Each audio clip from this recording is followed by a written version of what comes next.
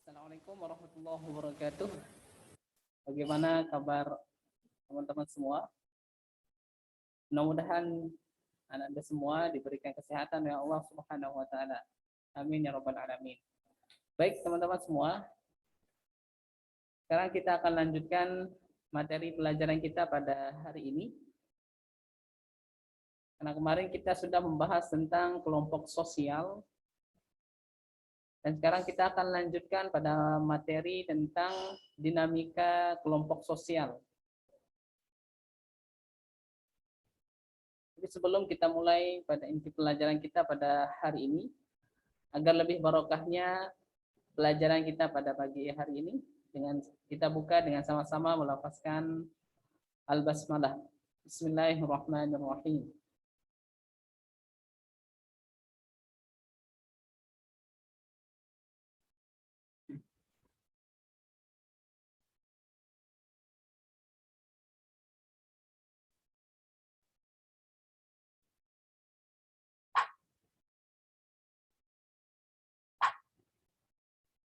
Baik, teman-teman semua, karena hari ini kita akan membahas tentang dinamika kelompok sosial. Sebelum kita masuk pada inti pelajaran kita pada hari ini tentang dinamika kelompok sosial, saya akan menyampaikan tujuan pembelajaran kita pada hari ini. Yang pertama, teman-teman diminta untuk menjelaskan pengertian dinamika kelompok sosial. Kemudian yang kedua, teman-teman dapat menjelaskan fungsi dan tujuan kelompok sosial. Yang ketiga, teman-teman dapat menjelaskan contoh perkembangan kelompok sosial. Dan yang terakhir, teman-teman menjelaskan tinjauan sosiologi dalam kajian kelompok sosial dalam masyarakat.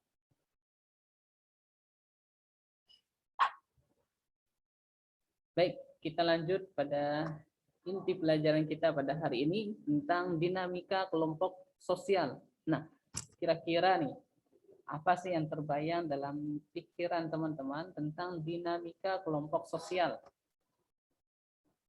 Itu terbagi di dinamika kelompok sosial itu juga terbagi menjadi dua pengertian, ya.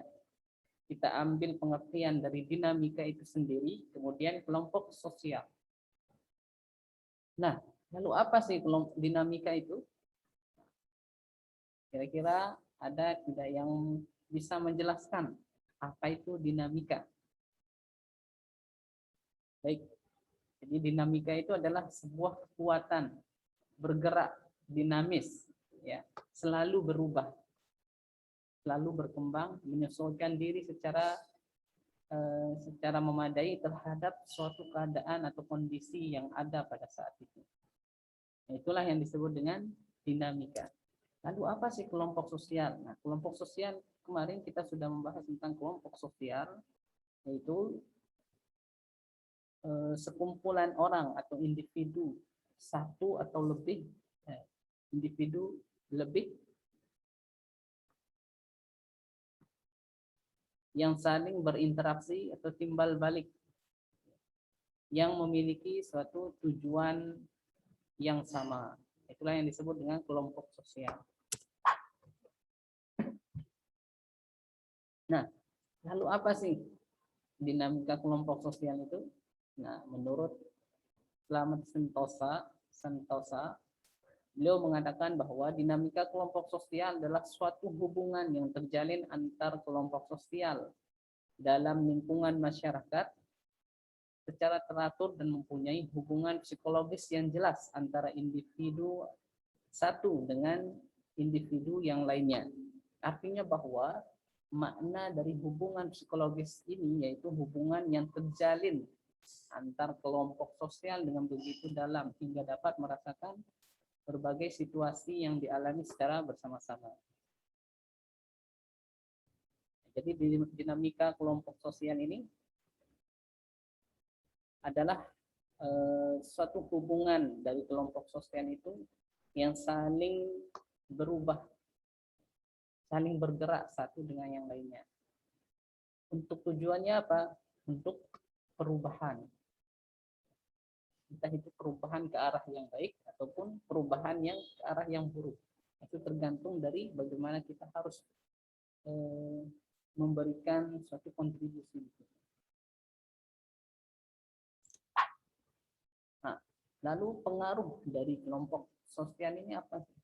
Apa saja sih pengaruh dari dinamika kelompok sosial ini? Yang pertama kita melihat yaitu ada komunikasi kelompok sosial. Nah, dengan adanya dinamika ini, perkembangan atau bergeraknya suatu kelompok itu harus ada namanya komunikasi. Nah, kita berkomunikasi seperti ini. Ada komunikasi. Lalu kemudian yang kedua adalah konflik dalam suatu kelompok.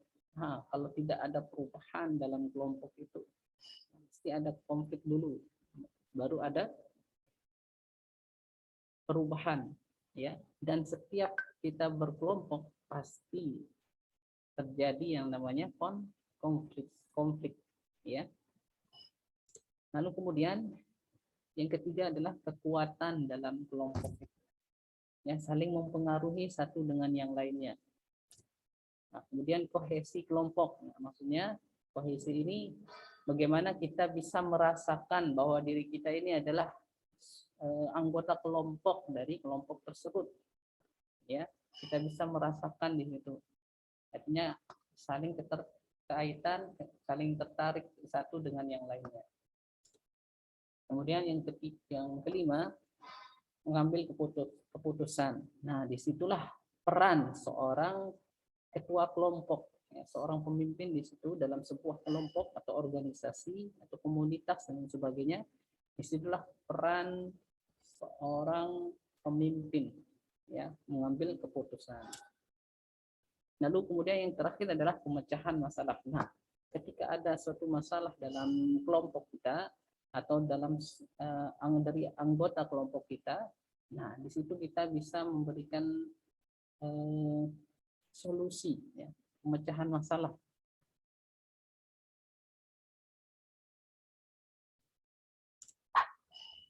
Nah, kemudian kita lanjut materi tentang fungsi dan tujuan kelompok sosial ini apa? Nah, fungsi dan tujuan dinamika kelompok sosial. Yang pertama dari fungsinya yaitu membentuk kerjasama, ya. Jadi tujuan dari kelompok sosial ini adalah untuk kerjasama, ya. Misal yang satu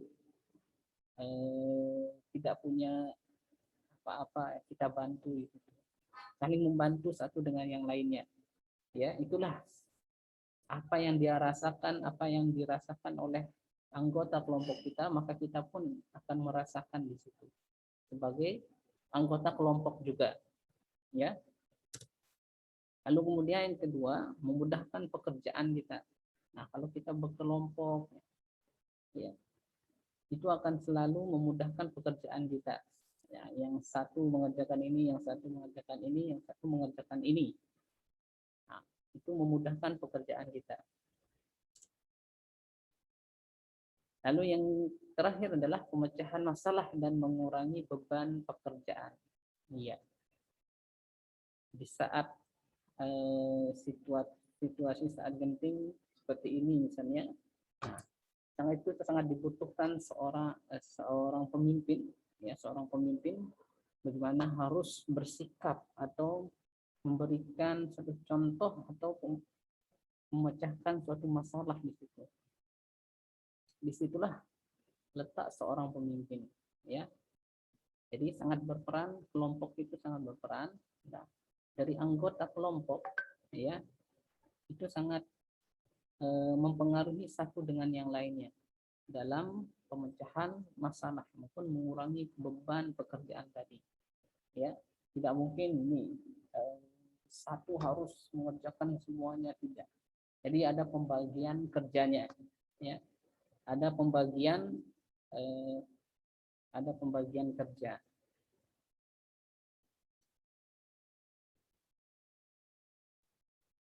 Misal dalam kebersihan nih, atau di dalam suatu organisasi, teman-teman bisa melihat bisa di sana itu organisasi sekolah misalnya, ya, OSIS misalnya. Di situ kan ada pembagian kerja, ya, sehingga itu sangat memudahkan diri kita untuk melakukan pekerjaan itu. Ya, ada yang menjadi ketua, sekretaris, bendahara. Kemudian ada bidang-bidangnya, bidang pendidikan, dia bekerja dalam bidang pendidikan, bidang kewirausahaan, bidang keagamaan, dan seterusnya. Nah, itu saling mempengaruhi, kemudian itu saling mempengaruhi satu dengan yang lainnya. Ya, ketika ini membutuhkan hal ini, itu kita saling membantu satu dengan yang lainnya, sehingga beban pekerjaan itu bisa meminimalisir, ya, bisa diminimalisir, ya. Kemudian tujuan dari kelompok sosial ini adalah membangkitkan kepekaan diri kita. Nah, ini kita bisa melihat, ya, dalam kondisi pandemi saat ini, misal contoh, ya. Nah, itu kita masuk dalam satu organisasi misalnya, atau kita masuk dalam suatu kelompok komunitas. Nah, kita peka dengan terhadap masyarakat kita, atau kita peka juga terhadap anggota kelompok kita. Bisa anggota kelompok kita dalam keadaan yang tidak baik, misalnya kondisi ekonominya barangkali yang tidak ada karena kondisi pandemi saat ini, lalu kita yang masih punya, atau kita yang sebagai pengurus dari kelompok itu, kita bantu mereka, kita bantu untuk meringankan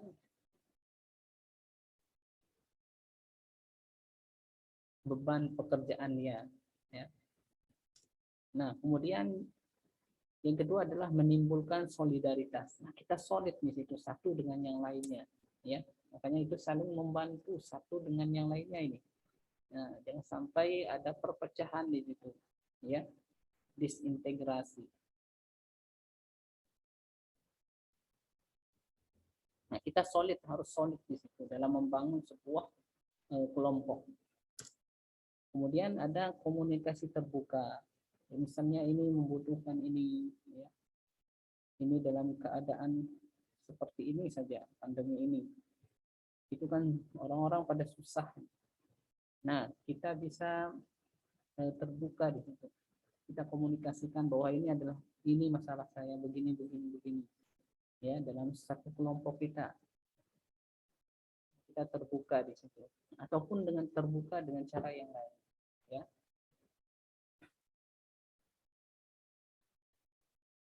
Artinya kita bisa menerima pendapat orang lain, kita bisa menerima solusi dari orang lain, ya, saran dari orang lain, untuk apa? Untuk kebangkitan kelompok kita, ya. Kemudian yang terakhir adalah adanya iktikat yang kuat dan baik, ya. Nah, ini ada iktikat kita dalam suatu kelompok itu untuk membangun kelompok kita. Kemudian kita bangun perubahan di situ, dan setiap kita ingin membangun itu pasti adanya konflik. Setiap kita ingin membangun sebuah kelompok yang baik, sebenarnya pasti di situ akan timbul yang namanya konflik, pasti, ya. Walaupun sekarang teman-teman di OSIS misalnya, ada yang berpendapat ini, sampai kelahi misalnya, pasti itu. Tapi kita harus punya etikat yang kuat untuk membangunnya. Kita harus punya jiwa yang kuat, ya. Kita solid, kita kerjasama. Tidak mungkin kita memberikan saran atau solusi lalu kita pergi meninggalkan. Nah, jadi kita harus punya semangat, kita harus punya etikat, ya, niat yang baik, yang kuat untuk membangun sebuah kelompok sosial. Nah, itu barangkali yang dapat saya sampaikan materi ini. Kurang lebihnya saya mohon maaf. Mari kita tutup pertemuan kita pada pagi hari ini. pada hari ini dengan sama-sama melafazkan hamdalah. Alhamdulillahirabbil alamin. Sekian, assalamualaikum warahmatullahi wabarakatuh.